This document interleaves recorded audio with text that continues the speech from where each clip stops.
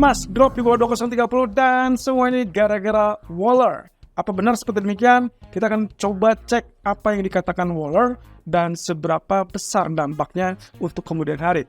Termasuk malam ini kemungkinan geopolitik kembali diabaikan karena harga minyak pun relatif turun. Nah, tapi ada beberapa hal yang juga penting menjadi perhatian market, terutama untuk faktor penggerak untuk hari ini. Kita lihat ulasan berikut ini. Ya, data tenaga kerja dari Inggris kemarin sudah rilis dengan data yang relatif beragam alias mix, tapi catatan saya di sini adalah tingkat pengangguran yang stabil di 4,2%, tapi kemudian yang menjadi catatan adalah tingkat upah yang relatif lebih lunak. Of course, ini memicu terkait dengan mungkin daya beli konsumen Inggris yang relatif melemah karena tingkat upahnya relatif lunak. Tapi juga mengindikasikan bahwa mungkin BOE tidak punya alasan untuk tetap mempertahankan suku bunga tinggi, mengingat kemungkinan itu akan mempengaruhi tingkat ataupun daya beli konsumennya. Nah, lalu kemudian tadi pagi itu adalah data GDP dari China yang ternyata rilis datanya relatif di bawah ekspektasi, tapi catatannya adalah ini mencapai atau melampaui target yang diharapkan oleh pemerintah China. Mereka mengharapkan tingkat pertumbuhan berada di 5,0%, tapi data berada di 5,2%. Sementara ekspektasi adalah kenaikan di 5,3%. Tapi apapun itu, ternyata tidak berhasil menggugah selera market. Dan Anda bisa lihat Hang Seng drop di bawah 15.700. Apakah ini kesempatan atau kita harus hindari? Nanti kita akan coba lihat perkembangan lebih lanjut.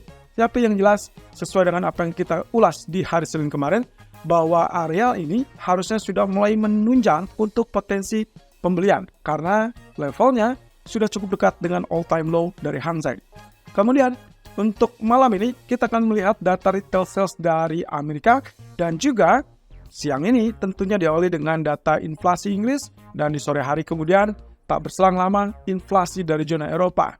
Nah, sementara itu Federal Speaker kemungkinan akan muncul dan secara berurutan ada 3 orang yang akan muncul, termasuk Michelle Bowman dan juga John William.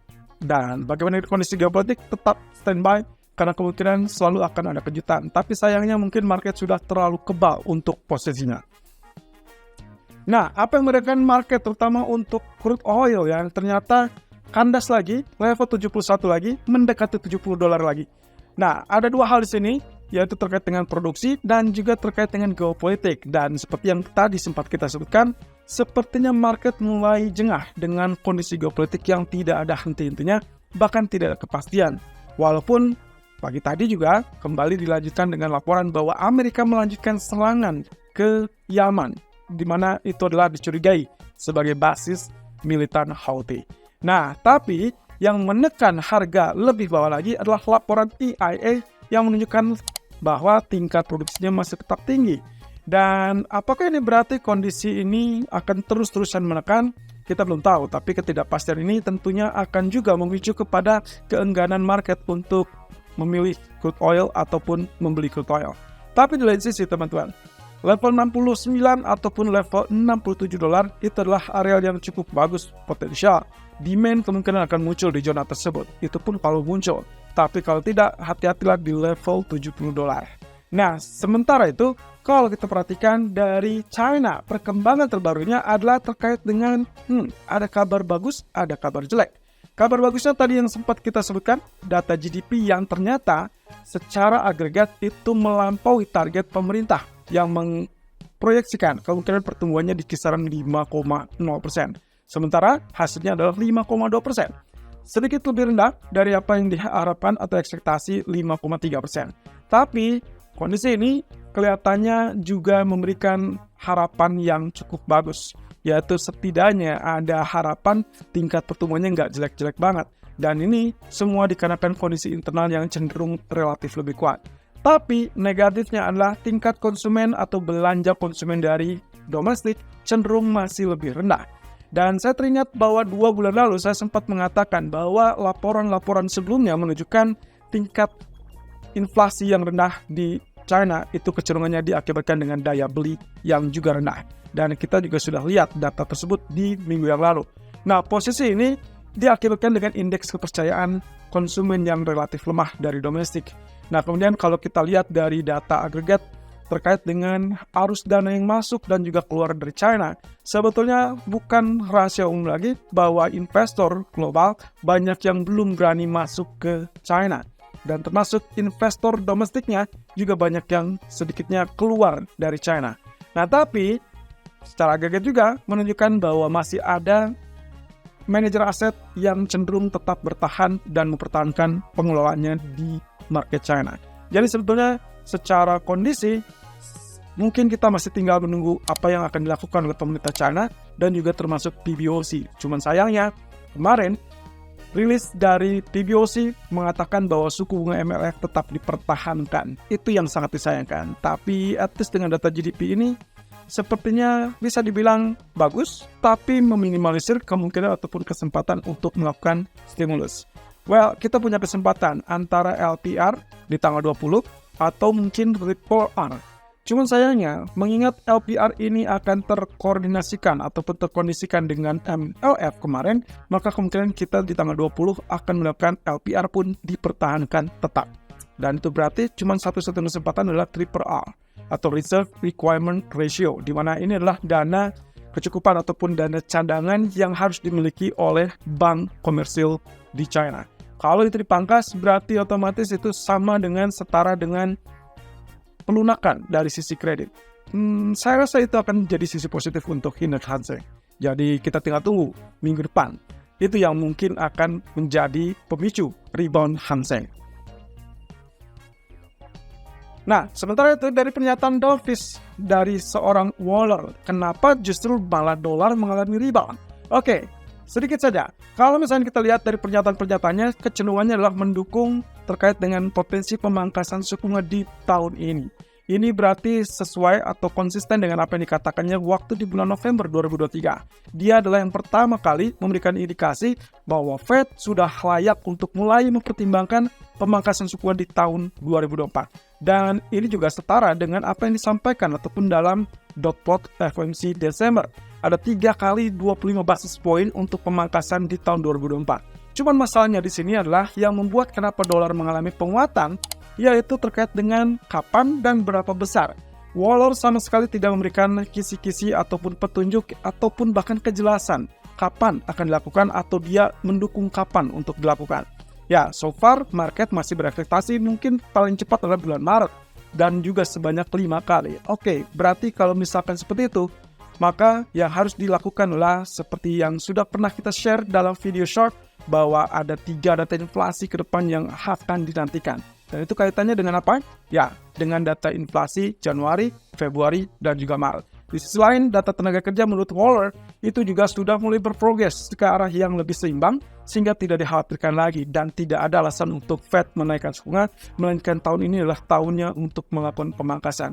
Cuman garis bawahnya adalah tadi, tidak jelas kapan waktunya dan berapa besarnya. Dan menurut Waller, semua hal tersebut tergantung dari data ekonomi yang akan masuk dalam beberapa bulan ke depan. Jadi catatan saya, meskipun FOMC Januari akan dilakukan pertemuan, tapi kemungkinan tidak akan melakukan pemangkasan, melainkan memberikan petunjuk yang lebih jelas tentang apa saja syaratnya dan berapa proyeksinya. Tapi proyeksi dot plot kemungkinan baru akan nulis di bulan Maret. Jadi kemungkinannya FOMC Januari hanya akan memberikan petunjuk bahwa mereka akan tunggu sampai 2 data inflasi berikutnya, termasuk juga data 2 non-farm payroll berikutnya, sebelum akhirnya diputuskan di pertemuan bulan Maret. Nah, apa yang akan diamati atau yang harus diamati untuk hari ini, inflasi dari Inggris akan muncul di jam 2 dan juga inflasi Eropa tentunya 1 jam berselang. Oke, kita coba fokus dengan data inflasi Inggris. Kalau Anda ingat beberapa kali setiap rilis data inflasi Inggris, saya selalu menyebutkan history repeat itself, dan itu berkaitan dengan apa? Berkaitan dengan kondisi di mana setiap data dirilis, after that, dia mungkin spike sedikit, lalu kemudian dia turun. Dan ini akan berlaku juga untuk hari ini. Terutama kalau kita lihat ternyata data inflasinya mungkin hanya berada di kisaran-kisaran ekspektasi dan juga prior. Artinya, kalau kita lihat dari inflasi utama yang diharapkan turun ke 3,8% dari 3,9%, atau inflasi utama untuk basis bulanan 0,2% dari minus 0,2%. Anggap saja tertingginya 0,2% dan terendah minus 0,2%. Kalau ternyata data berada di tengah-tengah 0%, mungkin itu datanya relatif lebih kecil daripada ekspektasi. Tapi hati-hati, karena datanya tidak terlalu mencolok, mungkin dia akan relatif turun. Tapi kalau ternyata 0,2, itu pun tidak akan menggugah selera market terhadap pound sterling. Karena kemungkinan spike hanya akan berlangsung singkat, lalu kemudian dia turun. Artinya di sini, kita perlu data inflasi Inggris yang jauh lebih tinggi daripada ekspektasi, agar mendorong penguatan pound sterling sehingga ada kesempatan untuk BOE mempertahankan sikap hawkishnya, yaitu suku bunga lebih tinggi, lebih lama. Nah, tapi di sisi lain, kalau tidak terjadi, maka mau tidak mau naik itu adalah untuk mengalami penurunan. Nah, di sisi lain bergeser kepada retail sales Amerika. Kita punya beberapa data. Retail sales utama, retail sales core ataupun inti, atau yang kita sebut dengan retail sales excluding auto ataupun gas. Nah, kalau misalkan lihat seperti ini, sebaiknya Anda fokus saja kepada data core retail sales alias excluding auto. Nah, kalau misalkan datanya berada diharapkan 0,2% stabil seperti yang sebelumnya. Tapi kalau misalkan kita ingin mendapatkan volatility yang cukup besar, atau dalam kata lain menekan emas ataupun bahkan mata uang lain, maka diharuskan data tersebut berada di atas 0,6%. Kenapa? Karena range-nya cukup lebar, teman-teman. Mengingat kondisi 0,2 ke 0,4 itu tidak terlalu jauh berbeda. Jadi kita butuh data yang jauh lebih ekstrim, lebih tinggi, dan itu berarti patokannya harus di atas 0,6. Artinya selama dia tetap berada di bawah 0,6, walaupun itu di atas ekspektasi, jangan khawatir karena kemungkinan penguatan dolar kemungkinan hanya relatif terbatas. Dan juga pastikan Anda cek CME Fed Watch Tools, karena seperti halnya data CPI kemarin yang tinggi, lebih tinggi daripada ekspektasi, ternyata CME Fed Watch Tools masih menunjukkan harapan terkait dengan pemangkasan suku bunga di bulan Maret jauh lebih tinggi. Bahkan jauh lebih tinggi setelah data November kemarin. Oke, nanti kita lihat setelah retail sales yang akan rilis nanti malam. Nah, data ekonomi kalender untuk hari ini ada 3 spot yang wajib diketahui dan juga harus diperhatikan. Dari Inggris, inflasi di jam 2, dan dari Eropa di jam 5 sore, dan terakhir adalah retail sales dari Amerika.